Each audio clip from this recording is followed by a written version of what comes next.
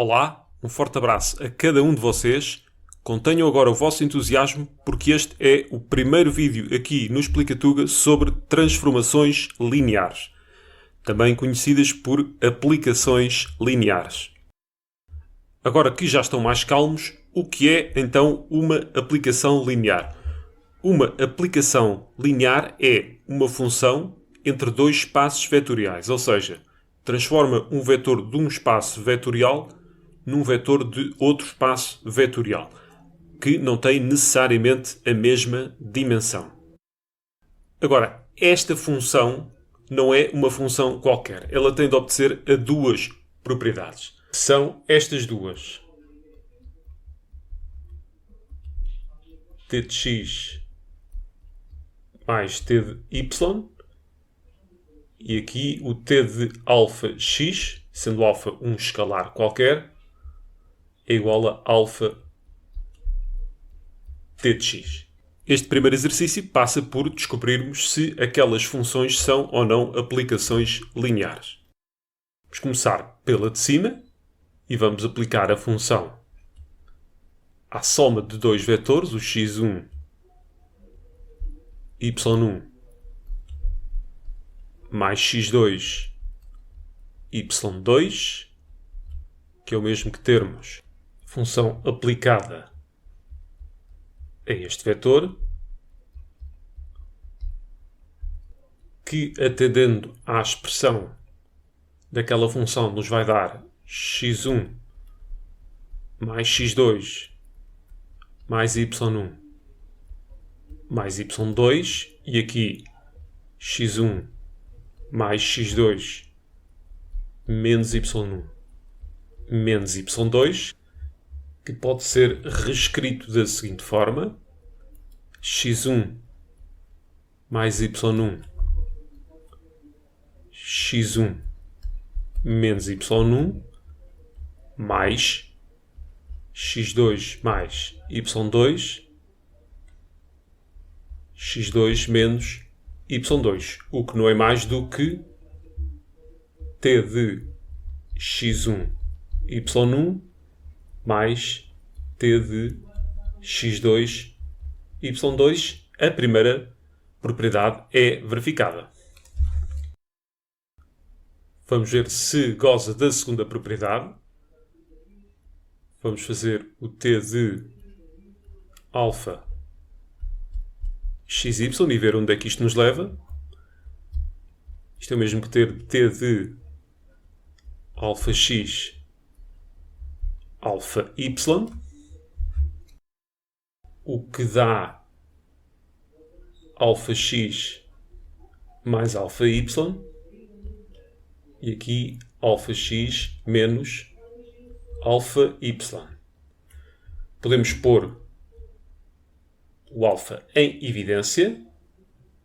Alfa x mais y x menos y, o que é o alfa vezes o t de xy, e a segunda propriedade é verificada. Logo, esta é uma aplicação linear. É mais fácil provar que determinada função não é uma aplicação linear, basta para isso arranjarmos um contra-exemplo que viole, nem que seja apenas uma daquelas regras. Vamos aplicar então esta segunda função ao seguinte vetor. Vamos fazer o t de 5, 1, 1,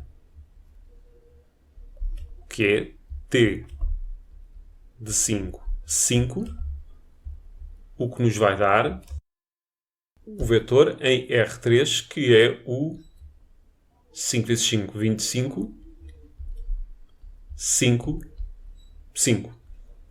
Se eu experimentasse fazer 5 vezes o t de 1, 1, estava 5 vezes o vetor, ora 1 vezes 1, 1, 1, 1, o que dava o vetor 5, 5, 5, logo a segunda condição não é verificada e esta não é uma aplicação linear. fazer uma coisa parecida para a última. Podemos até fazer igual, ou seja, t de 5, 1, que é t de 5, 5, o que vai dar 5 mais 1, 6. Aqui ficará 5 mais 5, 10. E aqui 5 mais 5 também a dar 10. Vamos experimentar agora o 5t de 1, que dá 5 vezes 1 mais 1, 2. 1 mais 1, 2 e 1 mais 1, 2. Ou seja, o vetor de R3, 10, 10, 10, que é diferente daquele de cima. Logo, aqui também não temos uma aplicação linear. Resumindo, se quiserem provar que determinada função é uma aplicação linear, tem de se dar ao trabalho de fazer isto tudo. Se desconfiarem à partida que ela possa não ser, é mais fácil então ir à procura de um contra-exemplo. Segundo exercício, nós temos aqui uma aplicação linear com domínio R3 e conjunto de chegada R4. Temos aqui a expressão então. Nós queremos descobrir qual é a matriz que representa esta transformação linear. Queremos saber o núcleo e a imagem desta transformação e também saber se ela é injetiva, subjetiva ou bijetiva. Quem é esta matriz que representa esta transformação linear? É uma matriz M, em que nós vamos aqui multiplicar à sua direita um x, y, z, ou seja, um vetor do domínio a fim de se obter a sua imagem, ou seja, um vetor do conjunto de chegada. Isto quer dizer apenas que tanto o vetor do domínio como também a sua respectiva imagem estão ambos na base canónica. Num segundo vídeo que mais tarde irá estar aqui disponível no canal, nós vamos trabalhar exatamente com bases diferentes da base canónica. Vamos olhar então ali para aquela transformação linear. Eu sei que o t de x, y, z pode ser representado da seguinte forma. Ora, o nosso x aparece aqui na primeira, na segunda, não aparece na terceira componente e volta a aparecer aqui. O nosso y aqui é menos 4, na segunda tem coordenada 1, na terceira coordenada 1 também, e não aparece na última coordenada, e por fim o nosso z, ele aparece aqui, menos 1, não aparece aqui, e por fim menos 1 e 4. Então o nosso t de x, y, z pode ser representado no produto destas matrizes. 1, 1, 0, 1, menos 4, 1, 1, 0 e por fim menos 1, 0, menos 1, 4 e aqui o nosso x, y, z. Vamos olhar para as dimensões. Nós temos aqui uma matriz com 4 linhas e 3 colunas. E temos aqui um vetor, ou seja, 3 linhas e uma coluna. Então, o que quer que saia daqui ficará com 4 linhas e uma coluna, ou seja, um vetor em R4. E esta matriz é então a nossa matriz M. Ela também podia ser obtida da seguinte forma. Agarrávamos na base canónica, neste caso, de R3 e víamos a imagem de cada um dos vetores que compõem essa base canónica. t de 1, 0, 0 daria 1, 1, 0, 1. De 0, 1, 0 daria menos 4, 1, 1, 0. E o t de 0, 0, 1 daria menos 1, 0, menos 1, 4. E depois era só colocar cada um destes vetores nas colunas da matriz. De seguida é-nos pedido o núcleo da transformação linear, o que não é mais do que o conjunto de vetores do domínio cuja imagem é o vetor nulo, neste caso o vetor nulo de R4, o que corresponde a agarrarmos na nossa matriz, que eu vou aqui repetir, 1, 1, 0, por fim, menos 1, 0, menos 1, 4, e temos aqui como imagem o nosso vetor nulo. Vamos ver o que é que temos de fazer. Temos de fazer L2 é igual a L2 menos L1 para ficarmos aqui com esta entrada nula, e o mesmo para L4. L4 menos L1. Então vou deixar a primeira linha quieta. Aqui o menos 1, 0. Era o que se queria. 1 mais 4, 5. 0 mais 1, 1. Aqui tudo 0 na mesma. Esta linha não foi mexida. 0, 1, menos 1, 0. Aqui sim, 1 menos 1, 0. 0 menos menos 4 dá 4. 4 mais 1, 5. E aqui por fim, 0 novamente. E temos de ver novamente o que é que vamos ter de fazer. Acho que não é má ideia neste momento trocarmos a linha 2 com a linha 3 para o passo seguinte ficar um pouco mais simples. Vamos lá, isso. 1 menos 4 menos 1, 0. Aqui 0, 1 menos 1. E agora 0, 5, 1.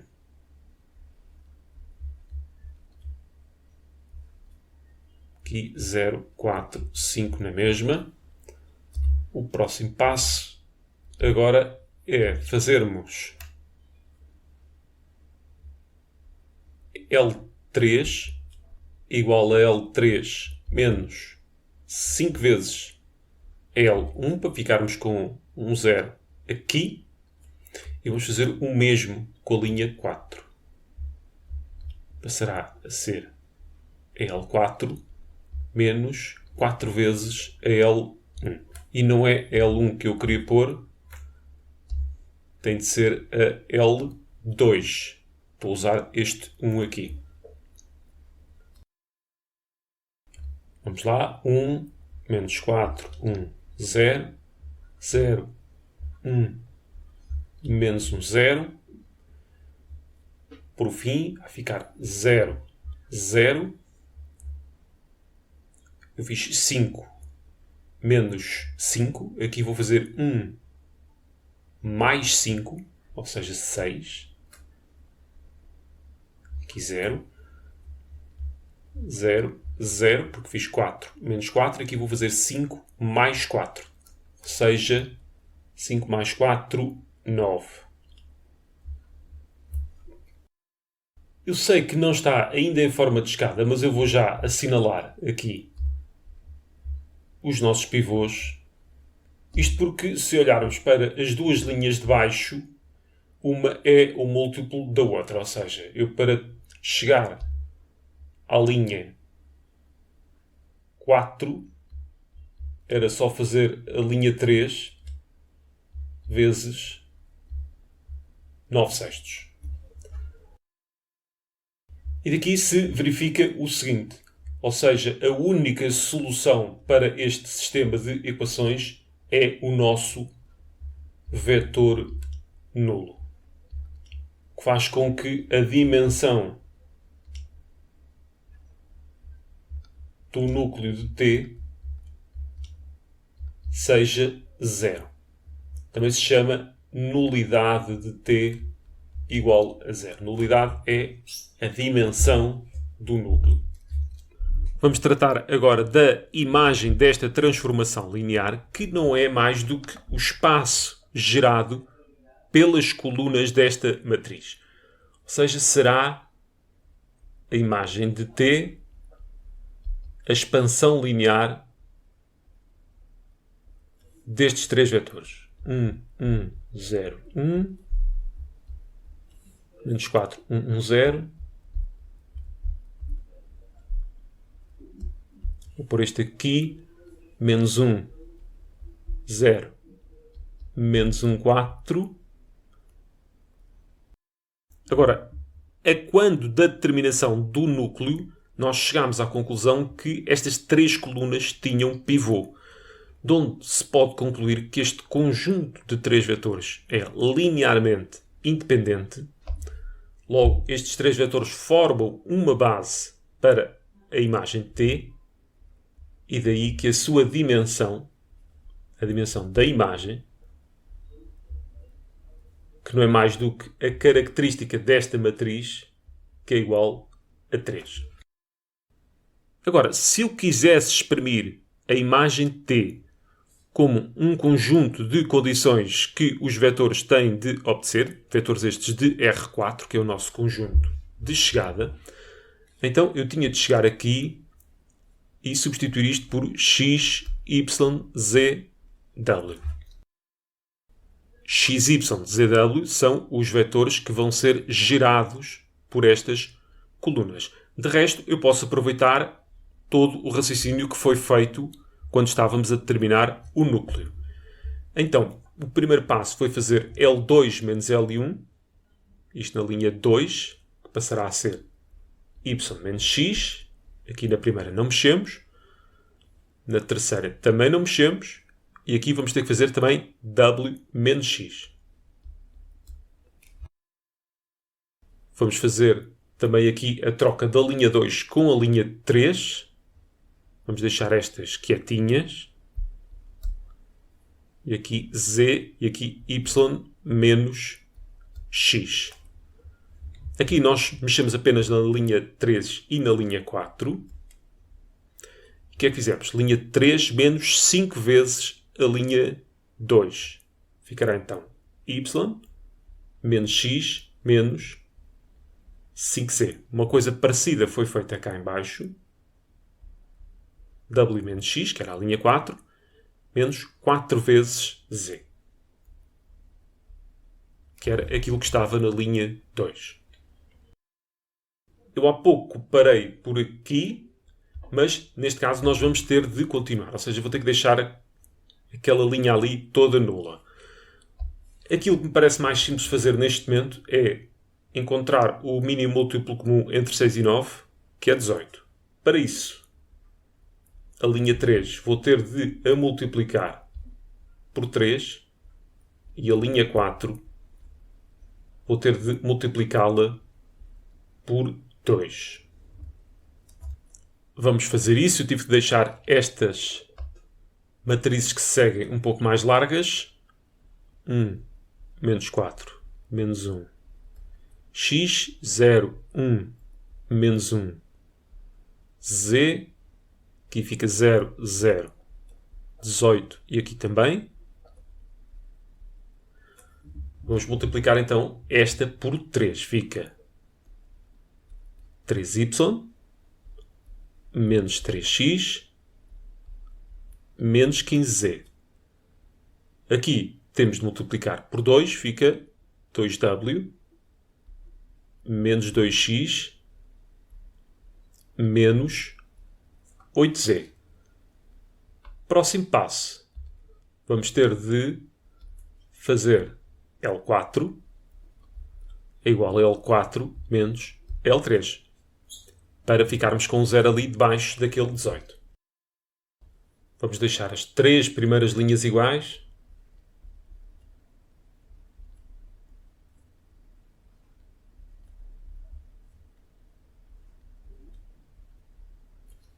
3y menos 3x menos 15z.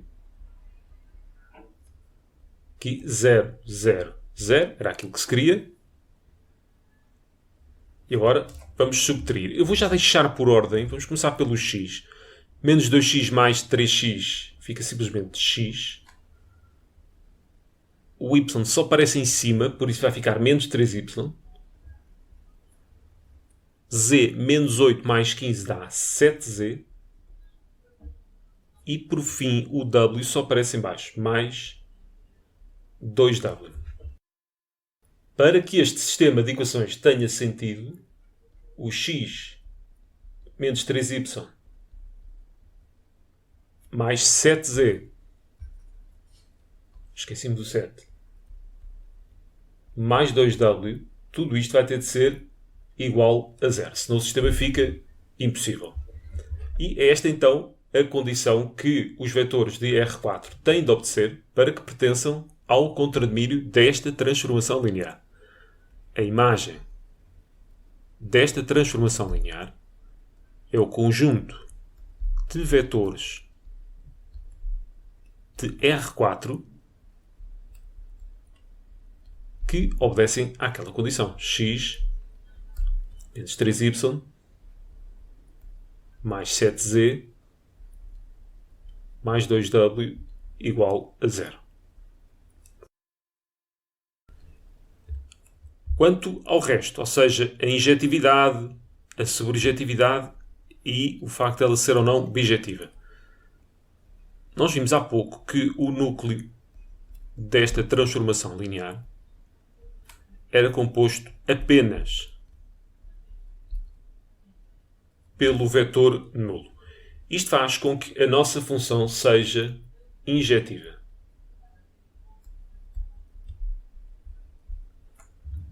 Sempre que isto se verifica, a função, neste caso a transformação linear, é injetiva. Vamos agora ver o facto dela ser ou não subjetiva. Nós vimos que a imagem T tem dimensão 3. Ora, 3 vetores não conseguem gerar R4, que era o nosso conjunto de chegada, de onde a nossa função